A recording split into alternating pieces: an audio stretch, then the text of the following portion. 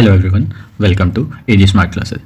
ये वीडियो हमारी भारतीय राज्य व्यवस्था इंडियन पॉलिटी सीरीज का चौथा भाग है।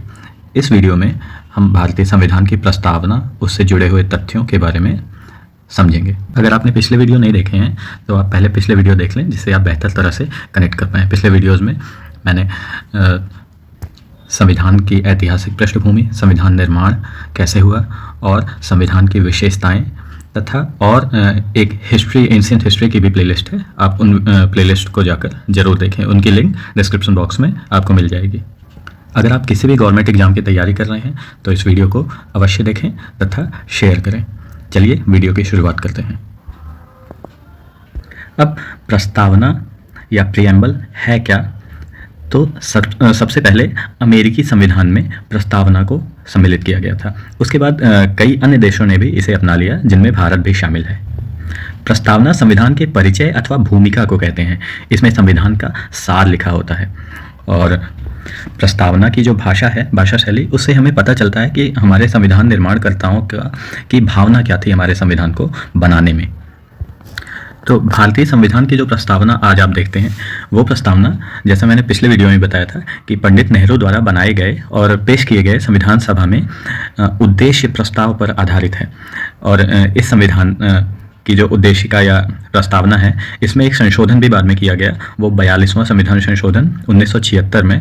इसमें कुछ और शब्द जोड़े गए, वो थे समाजवादी, पंथ निरपेक्ष और राष्ट्र की अखंडता। ये अब इस समय हमारा वर्तमान स्वरूप में भारत का संविधान ये है: हम भारत के लोग भारत को एक संपूर्ण प्रभुत्व संपन्न, समाजवादी, पंथ निरपेक्ष, लोकतंत्रात्मक गणराज्य बनाने के लिए तथा उसके समस्त नागरिकों को सामाजिक, आर्थिक और राजनैतिक न्याय, विचार, अभिव्यक्ति, विश्वास, धर्म और उपासना की स्वतंत्रता, प्रतिष्ठा और अवसर की समता प्राप्त कराने के लिए तथा उन सब में व्यक्ति की गरिमा और राष्ट्र की एकता और अखंडता सुनिश्चित करने वाली बंधुता बढ़ाने के लिए दृढ़ संकल्प होकर अपनी इस संविधान सभा में आज तारीख 26 नवंबर 1949 ईस्वी मिति मार्गशीर्ष शुक्ला सप्तमी संवत 2006 विक्रमी को एतद द्वारा इस संविधान को अंगीकृत, अधिनियमित और आत्मार्पित करते हैं। अब इसका इंग्लिश वर्जन भी है, प्रीएम्बल। अब इसमें एक चीज ध्यान देने वाली है, इसमें लिखा गया है हम भारत के लोग, मतलब कि ये संविधान भारत के लोगों द्वारा बनाया गया है और भारत के लोग ही इसे शक्ति प्रदान करते हैं। मतलब कि संविधान को शक्ति कौन देता है भारत पर शासन करने के लिए? भारत के लोग, मतलब भारत के नागरिक। अब हम देखते हैं, ये संविधान की प्रस्तावना नेहरू जी के उद्देश्य प्रस्ताव पर आधारित है। अब उद्देश्य प्रस्ताव के बारे में मैंने बताया था कि ये 13 दिसंबर 1946 को पंडित नेहरू द्वारा इसकी रूपरेखा तैयार की गई थी और इसे कांग्रेस द्वारा 22 जनवरी 1947 को पारित कर दिया गया था। अब हम देखते हैं प्रस्तावना के 4 मूलभूत तत्व। अब ये मूलभूत तत्व क्या है? पहला है संविधान के जो अधिकार का स्रोत है। जैसा मैंने पहले भी बताया, संविधान के अधिकार का स्रोत क्या है? हम भारत के लोग, मतलब संविधान भारत के लोगों द्वारा शक्ति का अधिग्रहण करता है। दूसरा क्या मूल तत्व है? ये भारत की प्रकृति बताता है, भारत का नेचर कैसा है। भारत का नेचर है कि भारत एक संप्रभु, समाजवादी, धर्मनिरपेक्ष, लोकतांत्रिक व गणतांत्रिक राज व्यवस्था वाला देश है। अब तीसरा है संविधान के उद्देश्य क्या क्या होंगे? तो संविधान का उद्देश्य है न्याय, स्वतंत्रता, समता व बंधुत्व। ये संविधान के उद्देश्य हैं। और संविधान के लागू होने की तिथि ये भी प्रस्तावना बताता है। ये क्या है? 26 नवंबर 1949 को। इस दिन से संविधान बनकर तैयार हो गया। वो बात अलग है कि लागू संविधान कब हुआ था? 26 जनवरी 1950 को। अब नेक्स्ट हम देखते हैं प्रस्तावना में जो इम्पोर्टेंट वर्ड्स हैं। तो ये जो प्रस्तावना है, ये सारे एग्जाम्स के लिए बहुत ज़्यादा इम्पोर्टेंट है और लगभग सारे एग्जाम्स में प्रस्तावना से जुड़े हुए क्वेश्चंस पूछे ही जाते रहते हैं। अब प्रस्तावना में कुछ मुख्य शब्द हैं: संप्रभुता, समाजवादी, धर्मनिरपेक्ष, पंथ निरपेक्ष है ये, लोकतांत्रिक, गणराज्य, न्याय, स्वतंत्रता, समता, बंधुत्व। इनके बारे में हम विस्तार से बातें करेंगे, पॉइंट बाय पॉइंट। अब पहला है संप्रभुता। इसका क्या मतलब है? संप्रभु का आशय है कि भारत ना तो किसी अन्य देश पर निर्भर है और ना ही किसी देश का डोमिनियन है। डोमिनियन मतलब उसके अंडर में रहकर शासन करने वाला। इसके ऊपर कोई और शक्ति नहीं है जो इसे कंट्रोल कर रही हो, और यह अपने मामलों, आंतरिक अथवा बाहरी मामलों का निस्तारण करने के लिए स्वतंत्र है। अब नेक्स्ट है समाजवादी। तो समाजवादी वैसे वर्ड जो आया है ये 42वें संविधान संशोधन के बाद 1976 के बाद इसको प्रस्तावना में जोड़ा गया, लेकिन ऐसा नहीं है कि समाजवादी लक्षण हमारे संविधान में पहले नहीं थे। 1976 के पहले भी भारत के संविधान में जो नीति निर्देशक तत्व हैं उनमें भी समाजवादी लक्षण मौजूद थे। तो कहने का मतलब है कि जो लक्षण पहले से मौजूद थे पर उसके लिए एक शब्द, निश्चित शब्द नहीं लिखा गया था, वो 42वें संविधान संशोधन के बाद वो शब्द प्रस्तावना में और ऐड कर दिया गया। 1976 में इंदिरा गांधी की सरकार में किया गया था। अब यहाँ पर एक पॉइंट और है कि जो भारतीय समाजवाद है वो लोकतांत्रिक समाजवाद है, ना कि साम्यवादी समाजवाद। अब समाजवाद भी कई टाइप के हैं। साम्यवादी समाजवाद जैसे चाइना में चलता है, इसे राज्य आश्रित कहा जाता है। मतलब इसमें क्या होता है कि जो भी प्रोडक्शन होगा, कृषि हो रही है या फिर मैन्युफैक्चरिंग जो हो रही है, उस पर राज्य का या पूरे देश का कंट्रोल होता है और निजी संपत्ति होती ही नहीं है इसमें। लेकिन जो लोकतांत्रिक समाजवाद है, जैसा भारत का समाजवाद, ये मिश्रित अर्थव्यवस्था में आस्था रखता है, जहां सार्वजनिक व निजी क्षेत्र साथ साथ काम करते हैं। अब लोकतांत्रिक समाजवाद के बारे में सुप्रीम कोर्ट ने एक टिप्पणी की थी कि लोकतांत्रिक समाजवाद का उद्देश्य गरीबी, उपेक्षा, बीमारी व अवसर की असमानता को समाप्त करना है। और भारतीय समाजवाद मार्क्सवाद और गांधीवाद का मिला जुला रूप है, जिसमें गांधीवादी समाजवाद की तरफ ज़्यादा झुकाव है। समाजवाद का मतलब ही है कि समाज की भलाई के लिए किया जाने वाला कार्य। जैसे ट्रेन है, और आप देखते होंगे कि अगर आप गवर्नमेंट हॉस्पिटल में इलाज करवाने के लिए जा रहे हैं तो केवल 1 रुपये का पर्चा कटता है और सारी दवाइयाँ फ्री में मिलेंगी आपको। तो ये एक समाजवादी देश में ही पॉसिबल है। लेकिन ऐसा नहीं है कि भारत में प्राइवेट हॉस्पिटल्स नहीं है। प्राइवेट हॉस्पिटल भी हैं, वहाँ पर अच्छी सुख सुविधाएँ मिलेंगी लेकिन पैसे ज़्यादा लगेंगे। तो भारत में मिश्रित और लोकतांत्रिक समाजवाद है। अब नेक्स्ट पॉइंट है पंथ निरपेक्ष। यह कई जगह पे आपको धर्म निरपेक्ष भी मिलेगा, और इसमें काफ़ी विवाद होता है कि एक धर्म निरपेक्ष और पंथ निरपेक्ष में अंतर क्या है। यह हमारा टॉपिक नहीं है। हम इस समय केवल बात करेंगे कि मुख्य शब्द और उनके मतलब क्या हैं। तो पंथ निरपेक्ष शब्द को 42वें संविधान संशोधन अधिनियम 1976 के द्वारा ऐड किया गया। अब इसमें भी है कि पहले से भारत में पंथ निरपेक्ष या धर्म निरपेक्ष शब्द का उल्लेख तो नहीं किया गया था, लेकिन इसमें कोई भी संदेह नहीं किया जा सकता कि पहले से हमारे संविधान में ऐसे लक्षण मौजूद नहीं थे। जैसा कि मौलिक अधिकारों में भी आर्टिकल 25 से 28 के बीच में धार्मिक स्वतंत्रता का अधिकार अलग से दिया गया है। तो भारतीय संविधान में धर्मनिरपेक्षता की सभी अवधारणाएं विद्यमान हैं। मतलब कि भारत में सभी धर्म समान हैं और उन्हें सरकार का समान समर्थन प्राप्त है। अब नेक्स्ट वर्ड है लोकतांत्रिक। इसका क्या मतलब होता है? इसका मतलब है कि जनता ही सर्वोच्च है, मतलब सर्वोच्च शक्ति जनता के हाथ में है। अब लोकतंत्र भी दो प्रकार का होता है, एक होता है प्रत्यक्ष, दूसरा होता है अप्रत्यक्ष। तो प्रत्यक्ष लोकतंत्र में लोग अपनी शक्ति का इस्तेमाल प्रत्यक्ष रूप से करते हैं। इसका एग्जाम्पल है स्विट्जरलैंड। तो स्विट्जरलैंड में क्या होता है? यहाँ पर जनता प्रत्यक्ष रूप से अपने पावर का इस्तेमाल कर सकती है। वो क्या क्या पावर्स हैं? परिप्रेक्षा या रेफरेंडम, पहल इनिशिएटिव, प्रत्यावर्तन रिकॉल और जनमत संग्रह। इसके बारे में हम डिटेल में नहीं जाएंगे। परिप्रेक्षा मतलब है कि, और ये जितने भी टर्म्स हैं इनका मतलब है कि जनता प्रत्यक्ष रूप से जो भी काम करना चाहती है वो कर सकती है। जैसे भारत में क्या है कि भारत में जनता को सरकार तक अपनी बात पहुंचाने के लिए एक प्रतिनिधि हैं, जैसे विधायक हैं, सांसद हैं, उनके माध्यम से सरकार तक अपनी बात पहुंचा सकते हैं। लेकिन यहाँ पर जनता के पास कई सारे ऑप्शंस हैं। रेफरेंडम करवा सकते हैं और इनिशिएटिव खुद ले सकते हैं, रिकॉल कर सकते हैं। अगर उन्हें लग रहा है कि ये सरकार सही नहीं है तो वो रिकॉल कर सकते हैं, वापस बुला सकते हैं, और प्लेबिसाइट या जनमत संग्रह कर सकते हैं। अब नेक्स्ट टॉपिक की तरफ बढ़ते हैं, अप्रत्यक्ष लोकतंत्र।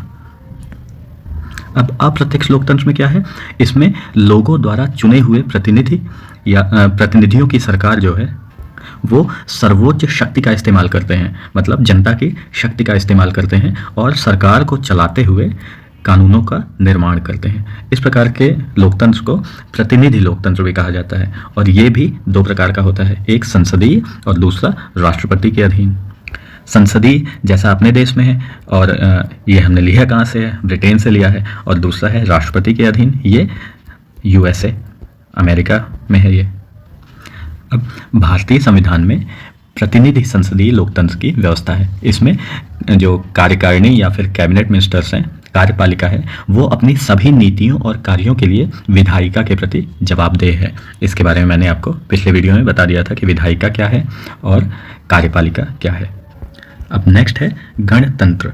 अब एक लोकतांत्रिक राज्य व्यवस्था जो होती है, मतलब कि जनता के लिए कानून, जनता स्वयं कानून बनाया है, संविधान है, तो इस राज्य व्यवस्था में भी दो अलग अलग कैटेगरीज हो सकती हैं। एक तो होता है राजशाही जैसा ब्रिटेन में, और दूसरा होता है गणतंत्र। राजशाही व्यवस्था में राज्य का जो प्रमुख है, जो जैसे भारत में प्रथम नागरिक कौन है या भारत का प्रमुख कौन है, वो होता है राष्ट्रपति। राष्ट्रपति ऐसा तो है नहीं कि राष्ट्रपति का जो बेटा होगा वो राष्ट्रपति होगा, उसके लिए अलग से चुनाव होता है।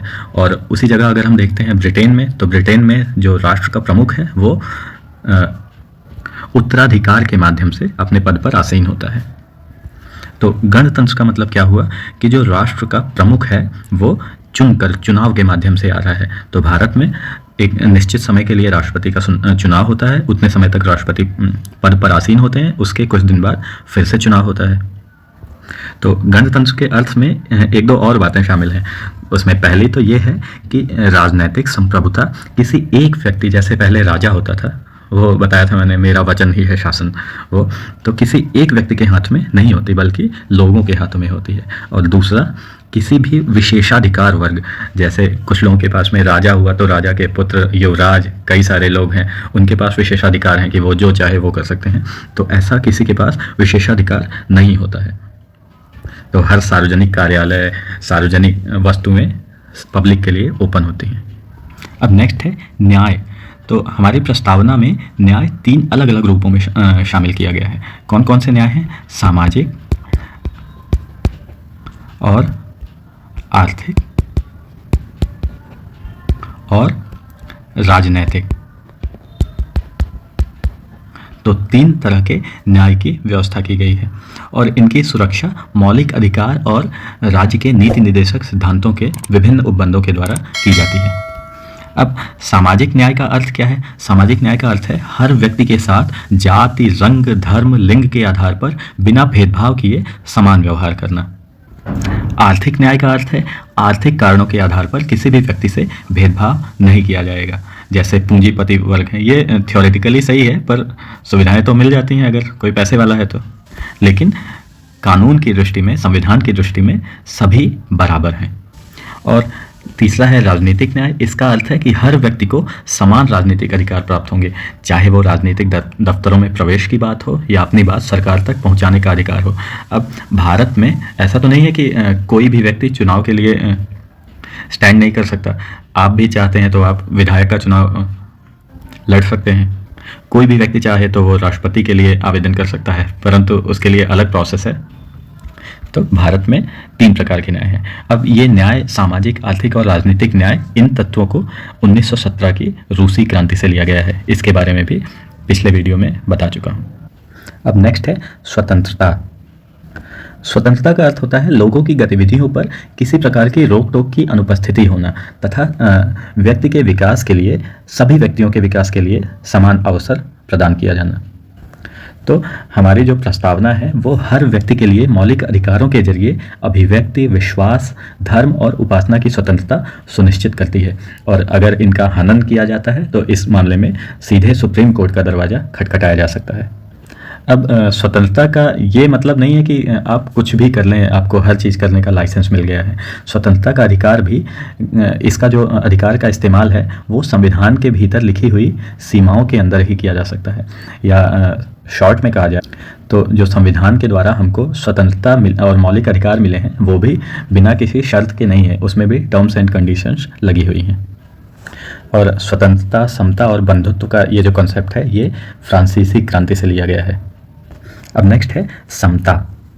समता का अर्थ है समाज के किसी भी वर्ग के लिए विशेषाधिकार की अनुपस्थिति और बिना किसी भेदभाव के हर व्यक्ति को समान अवसर प्रदान किए जाने के उपबंध किए जाना। अब भारतीय संविधान जो है वो हर नागरिक को स्थिति और अवसर की समानता देता है। इस मामले में समानता के 3 आयाम हैं। वो कौन कौन से? नागरिक, राजनीतिक और आर्थिक समता।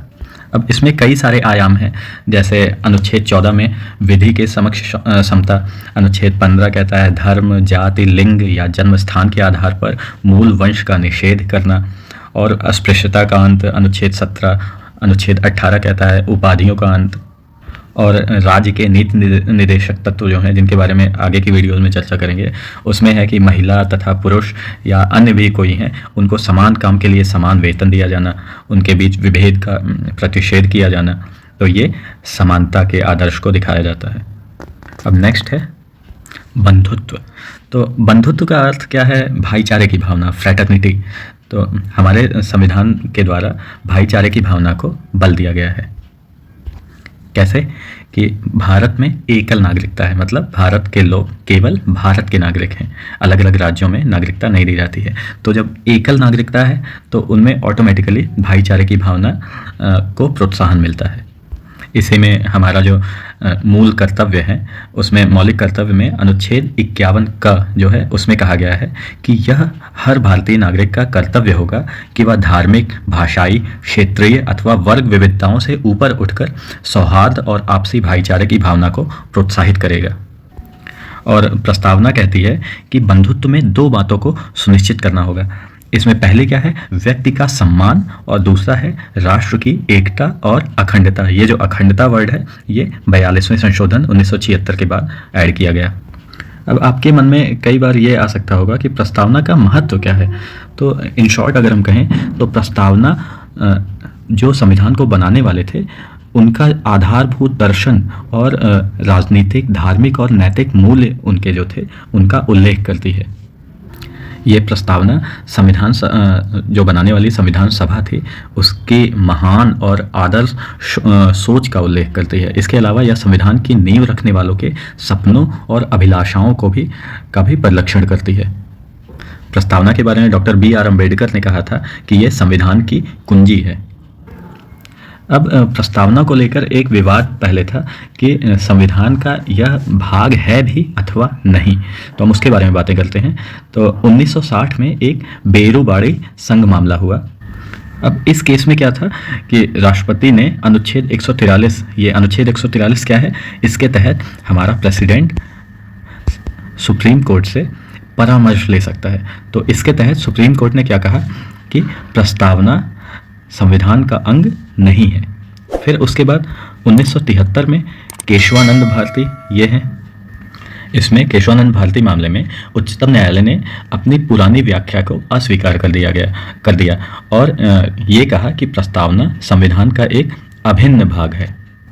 यही बात 1995 की LIC ऑफ इंडिया के मामले में भी उच्चतम न्यायालय ने कहा और इसमें प्रस्तावना को संविधान का अति महत्वपूर्ण आंतरिक हिस्सा माना। अब इसके तहत 2 इम्पॉर्टेंट पॉइंट्स हैं। एक तो ये कि ये कहा गया है कि प्रस्तावना न तो विधायिका की शक्ति का स्रोत है और न ही उसकी शक्तियों पर प्रतिबंध लगाता है। दूसरा पॉइंट है कि यह गैर न्यायिक है, अर्थात इसकी व्यवस्थाओं को न्यायालय में चुनौती नहीं दी जा सकती। तो फाइनली क्या निष्कर्ष निकल के आया कि संविधान का एक महत्वपूर्ण पार्ट है प्रस्तावना। नेक्स्ट है, अब संविधान में ये प्रस्तावना में संशोधन की बात है। तो जैसा कि 1960 का बेरूबाड़ी संघ मामला था उसमें तो सुप्रीम कोर्ट ने बोल दिया था कि ये संविधान का भाग ही नहीं है। तो संविधान का संशोधन जो है उसके तहत इसमें तो संशोधन ही नहीं किया जा सकता था क्योंकि ये संविधान का भाग ही नहीं है। संशोधन किससे किया जाता है? भाग 20 आर्टिकल 368 के तहत। लेकिन बाद में केशवानंद भारती इनके मामले में 1973 में संविधान ने प्रस्तावना को संविधान का एक अंग मान लिया और कहा कि प्रस्तावना को संशोधित किया जा सकता है बशर्ते मूल विशेषताओं में संशोधन नहीं किया जाए। या फिर न्यायालय ने कहा कि प्रस्तावना में निहित मूल विशेषताओं को अनुच्छेद 368 के तहत संशोधित नहीं किया जा सकता। जो मूल विशेषताएं हैं उसको नहीं बदला जा सकता। अब प्रस्तावना में केवल एक ही बार संशोधन किया गया है, वो भी इंदिरा जी के टाइम पे, तब 42वें संशोधन में 1976 में। इसी में क्या क्या किया गया? एक समाजवादी वर्ड जोड़ा गया, दूसरा पंथ निरपेक्ष वर्ड जोड़ा गया और तीसरा अखंडता वर्ड जोड़ा गया। और इस संशोधन को वैध ठहराया गया क्योंकि यह संविधान की मूल भावना से छेड़खानी नहीं करता। So that's all for now. इस वीडियो में इतना ही। आशा करता हूँ आपको वीडियो अच्छा लगा होगा। इस सीरीज का नेक्स्ट पार्ट जल्दी ही अपलोड किया जाएगा। अगर वीडियो अच्छा लगा हो तो चैनल को सब्सक्राइब करें, वीडियो को लाइक करें और शेयर करें। धन्यवाद।